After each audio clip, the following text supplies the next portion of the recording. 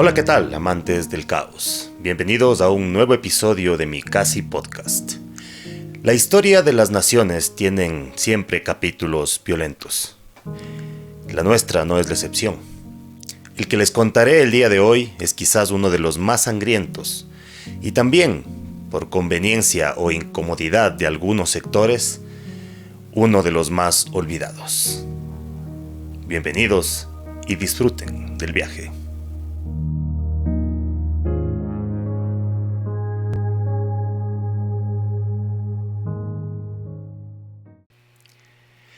Era 1922. Transcurría el gobierno del doctor José Luis Tamayo y una crisis se venía incubando desde 1914 a consecuencia de la Primera Guerra Mundial. Esta crisis se agravó no solo por el azote de enfermedades, sino también por varias plagas que asolaron los sembríos de cacao y a la población en general. El auge de exportaciones de este producto, que era lo que mantenía a flote nuestra economía en la época, se vino abajo por varios factores, causando una profunda recesión en el país. Los comerciantes y banqueros de la época usaron el control político del que gozaban para imponer medidas económicas que trasladaban el peso de esta crisis a la clase obrera. Mientras por un lado el costo de la vida alcanzaba niveles imposibles de soportar, sobre todo para estas personas, la moneda ecuatoriana era desvalorizada y el dólar americano, que antes se compraba a 2 sucres, pasó a costar 3,20. Fue así como en octubre de este año, solamente 14 años después del primer recorrido que hiciera el ferrocarril que inauguró Eloy Alfaro, los trabajadores ferroviarios iniciaron una huelga demandando varios puntos: mejores condiciones de trabajo, la aplicación de la ley que demandaba solo 8 horas diarias, una ley que ya había sido aprobada en 1916, pero siendo como es este país, en 1922 seguía sin ponerse en práctica. Pedían también que en caso de despido se les dé un aviso con 30 días de antelación. Obviamente, también exigían mejores salarios para poder sobrellevar la carestía de la vida. Estas demandas, como ustedes verán en algunos casos, nos parecen muy obvias y normales para nuestra época, pero en otros casos nos parecen tristemente vigentes hasta el día de hoy. Estas primeras protestas hicieron eco en varios grupos sindicalizados de la sociedad guayaquileña. Pocos días después, se habían unido los obreros de la empresa de luz y fuerza eléctrica y los transportistas de carros urbanos. Y finalmente, para el 7 de noviembre, se sumaron a la huelga los trabajadores que construían embarcaciones en el astillero de la ciudad. A pesar de todo esto, los obreros no obtuvieron respuestas favorables por parte del gobierno. Por esto, se declaró en Guayaquil una gran huelga general de trabajadores ecuatorianos. La primera huelga en la historia de esta nación. Este fue el inicio de un movimiento de protestas que trascendió a otras ciudades del país. En pocos días se habían sumado artesanos, obreros portuarios, subempleados y migrantes. La primera semana de noviembre la agitación creció y ya empezaba a gestarse una amplia movilización popular. Recuerden que estamos hablando de la primera movilización popular del país. Al no reaccionar el gobierno, los grupos comerciales y bancarios que se oponían a la administración del presidente José Luis Tamayo, como siempre, aprovecharon la coyuntura y empezaron a tratar de dirigir esta protesta popular pidiendo la incautación de divisas. Esto era algo que afectaba a los trabajadores, pero más afectaba a los intereses de estos grupos económicos y políticos. Ellos esperaban voltear las cosas a su favor y, por supuesto, sacarle partido a la situación. Para el 13 de noviembre, la huelga se volvió general y la ciudad de Guayaquil quedó totalmente paralizada, con cortes de electricidad, falta de transporte urbano y desabastecimiento total en los mercados. Sin alimento, sin luz, sin transporte. Un día después, el 14 de noviembre, el presidente José Luis Tamayo, en lugar de entablar un diálogo o tomar medidas para que la crisis sea más llevadera, envió un telegrama al general Enrique Barriga Larrea, jefe de la zona militar de Guayaquil. En el mismo ponía: espero que mañana a las 6 de la tarde me informará que ha vuelto la tranquilidad a Guayaquil, cueste lo que cueste, para lo cual queda usted autorizado. La fuerza ganó a la razón, y pocos días después, este telegrama se convertiría en la sentencia de muerte para varias personas. El doctor José Vicente Trujillo, quien entonces ejercía el cargo de síndico de los centros obreros, es decir, era un dirigente de trabajadores y sobre quien recaía la responsabilidad de mantener la huelga, pronunció la siguiente frase: hasta hoy el pueblo ha sido cordero, pero mañana se convertirá en león. Sin saber, estas palabras alentarían un enfrentamiento que terminaría con un gran derramamiento de sangre. La primera protesta social del país terminaría, como casi todas las que le han seguido, con una fuerte represión que se convirtió en uno de los eventos históricos más trágicos del que tenemos noción, y que se conoce hasta el día de hoy como el bautismo de sangre de la clase obrera ecuatoriana. El 15 de noviembre, por fin, se produjo la anunciada huelga. La misma comenzó con grandes masas de trabajadores reunidos en la Plaza del Centenario, mientras otros se reunían en la avenida Eloy Alfaro. Parecía que todas las masas proletarias de Guayaquil estaban en las calles. Durante la mañana, contingentes militares adicionales ingresaron a Guayaquil. Mientras las calles comenzaron a llenarse de manifestantes, uno de los obreros, Alfredo Baldión, panadero de oficio, encabezaba la marcha que pedía liberar a algunos de sus compañeros apresados. Para esto, tomaron rumbo al cuartel de la policía, donde estaban detenidos. Un piquete de policías vio al grupo acercarse y pensó que los obreros se disponían a asaltar el cuartel. Presas de un temor ilógico, aprovecharon sus armas de fuego y su poder para empezar a disparar sus fusiles. El caos y la desesperación se apoderó de los obreros. Se separaron en varios grupos yendo a diferentes direcciones en el centro de Guayaquil. Algunos dicen que los saqueos empezaron ya que querían buscar armas para defenderse. Otros dicen que los saqueos empezaron antes de los primeros disparos. Lo cierto es que la violencia de la situación iba de mal en peor.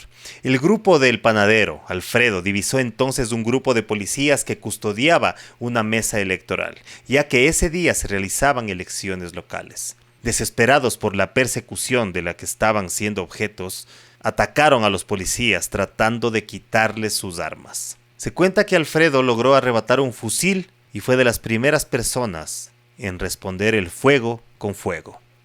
Siguiendo su ejemplo, algunos manifestantes empezaron a resistir la represión de igual manera. La lucha era completamente desigual. En poco tiempo, las balas de las pocas armas de los manifestantes se acabaron. Fue entonces que un capitán de la policía atacó a Alfredo clavándole su bayoneta en la boca. Sucedió en el sector que hoy se conoce como Bahía Mall. Los obreros, compañeros del panadero, buscaron ayuda médica, pero de nada sirvió. La herida era letal y Alfredo, con solamente 21 años, murió. Su historia y el asesinato son parte protagonista del libro publicado por Joaquín Gallegos Lara en 1946, que retrata la masacre obrera. El libro se llama Las cruces sobre el agua y en poco tiempo les contaré por qué. Alfredo Baldión era considerado por muchos como un personaje ficticio de la misma novela e incluso una exageración del movimiento obrero. Sin embargo, Miguel Cantos, historiador y director del Instituto Cultural Nuestra América, y Esmeralda Muñoz, fotógrafa, investigadora y divulgadora, a partir del 2018 comenzaron la tarea de tratar de hallar la tumba de Alfredo. En julio de 2022 lograron encontrarla. Está ubicada en la puerta 3 del Cementerio General de Guayaquil, en el cerro, en lo que la gente popularmente llama el Cementerio de los Pobres. Allí, entre maleza, basura, moho y un árbol que trataba de crecer desde dentro de la propia tumba, encontraron un mausoleo con una leyenda que rinde homenaje a los trabajadores que cayeron en esta fecha. Luego de varias investigaciones lograron comprobar que el mausoleo fue construido encima de la tumba de Valdeón en 1972. Pero el panadero no fue la única víctima de las balas de las fuerzas del orden. La violencia fue general. A los grupos de manifestantes se habían unido delincuentes y anarquistas, según dicen algunos autores. Las incitaciones para asaltar los almacenes causaron que en la avenida 9 de octubre se dé un desenfrenado saqueo al que la policía respondió disparando, primero al aire y luego directamente al cuerpo de los manifestantes, entre los cuales se encontraban niños y mujeres. La cifra total de participantes de la marcha se calcula entre 5.000 y 30.000 personas. Más de 2.000 militares se unieron a la policía para también disparar sin tregua contra los asistentes. Hay discrepancias históricas sobre qué ocurrió primero, si los saqueos o los disparos. El caso es que muchos obreros terminaron rodeados y asesinados en medio de las plazas, almacenes, calles y viviendas de la ciudad. Los enfrentamientos se extendieron hasta altas horas de la tarde y cubrieron todo el centro de la ciudad, llegando incluso hasta la calle Luzárraga. Los intentos de los manifestantes por defenderse fueron inútiles. Contrastando con todas las personas que perdieron la vida ese día entre los manifestantes y trabajadores, el ejército, por su parte, no sufrió ninguna baja. De acuerdo al poeta e historiador Alejo Capello, líder sindical y testigo de los hechos, 17 civiles aparentemente de clase social alta se unieron a los militares, sacando sus propias armas y disparando contra los huelguistas desde la comodidad de sus casas. Luego de perpetrada esta masacre, según relata Capello, estas mismas personas aplaudieron a los militares mientras ellos recorrían las calles aún manchadas de sangre. Una escena tristemente parecida al grupo de personas que aplaudía a la policía en las últimas manifestaciones del 2022 en la Tribuna de los Chiris. Pero volviendo a 1922, posteriormente, cuando aquellos que pidieron a las autoridades que actuaran con mano dura se lavaron las manos tratando de rehuir sus responsabilidades, el general Enrique Barriga, el jefe de zona de Guayaquil, hizo una declaración diciendo: "Yo soy el único responsable de esos sucesos". La cifra total de personas asesinadas varía de acuerdo a las fuentes, con las estimaciones más bajas poniendo esta cifra alrededor de un centenar de muertos y las más altas llegando hasta 500 personas. Aunque algunos historiadores y medios de prensa aseguran que la cifra real podría acercarse al millar de fallecidos. La exactitud de estas cifras se pierde en la historia. El régimen del presidente Tamayo en la fecha dio la conveniente cifra de tan solo 10 muertos, mientras los líderes sindicales contaron 90. La dificultad para calcular el número exacto de víctimas radica en que muchas de ellas fueron retiradas de las calles y enterradas en fosas comunes bajo el control militar. Según algunas crónicas, la mayor parte de los muertos fueron llevados al Hospital General, a la Clínica Guayaquil, a la Clínica Parker y al Cementerio General de Guayaquil, donde fueron enterrados en una fosa común, impidiendo la entrada a muchos familiares que querían reconocer los cuerpos. Esto fue corroborado por el escritor guayaquileño Joaquín Gallegos Lara, quien contaba con 13 años al momento de la masacre, y que en una carta a la política Nela Martínez afirmó también que varias de las personas arrojadas a la fosa común, todavía estaban con vida. Sin embargo, los militares no dejaron que les ayuden y los enterraron vivos junto con todos los demás. Otros cadáveres, levantados por los militares dentro de los almacenes Casinelli y compañía del centro de la ciudad, fueron llevados en camiones y camionetas al río Guayas, donde fueron arrojados al agua. Así lo denunció el diario El Universo en su edición del 18 de noviembre de ese año. La grotesca escena es la inspiración del título de la obra de Gallegos Lara. El libro se llama Cruces sobre el agua. En este Gallegos dice que los soldados les abrían el vientre a los muertos con sus bayonetas para luego tirarlos al río a fin de que no floten. Si esto es una licencia literaria propia de la ficción del autor o si es una verdad, a fin de cuentas no importa. Los muertos ya estaban muertos. Días después de la masacre, el gobierno inició un juicio penal contra los trabajadores sobrevivientes. Se les acusaba de ser los supuestos responsables de los disturbios suscitados. Sin embargo, este juicio solo llegó a la etapa sumarial. Por su lado, el director del diario El Telégrafo, José Abel Castillo, tuvo que huir ya que fue desterrado y tuvo que exiliarse en Alemania por publicar el editorial en el que condenaba la masacre. 3 días más tarde, casi todo había vuelto a la normalidad. Se restableció el servicio eléctrico, los bancos abrieron sus puertas y las actividades generales volvieron a marcar el ritmo de Guayaquil, aunque aún se podían ver las huellas de los destrozos causados en los almacenes y en las calles.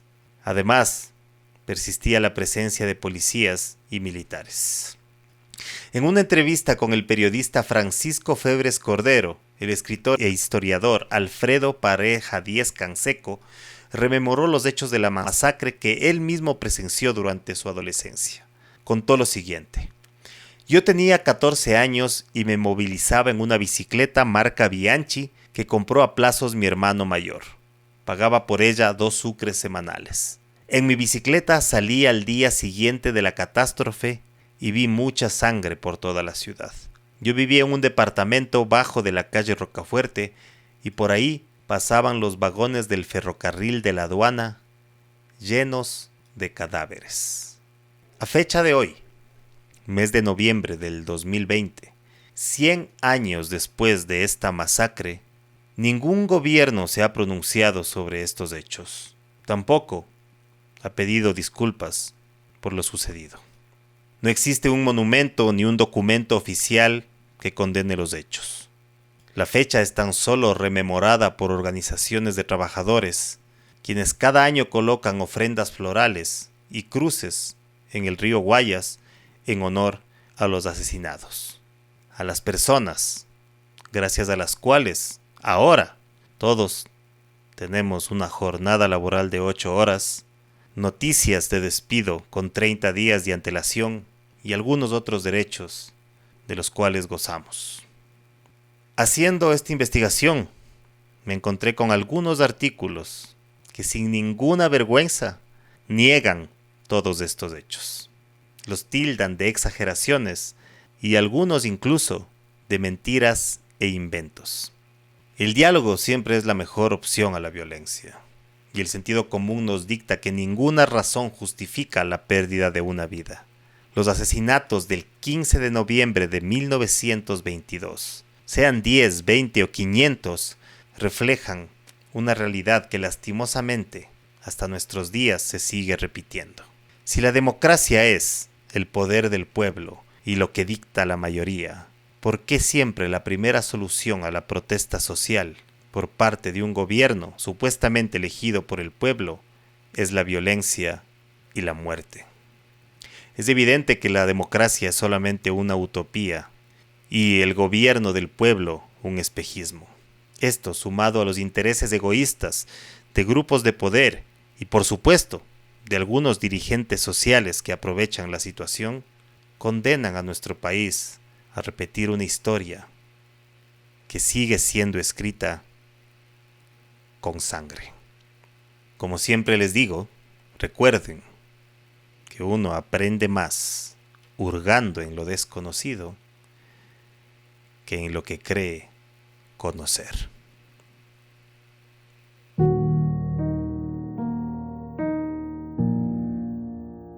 Si te gustó este contenido, te invito a ver otro episodio. También puedes suscribirte y activar la campanita para recibir mis notificaciones. Apóyame a través de Patreon, conviértete en mi mecenas, recibe contenido exclusivo y tu nombre aparecerá en los créditos de mis videos. Hasta la próxima, amantes del caos.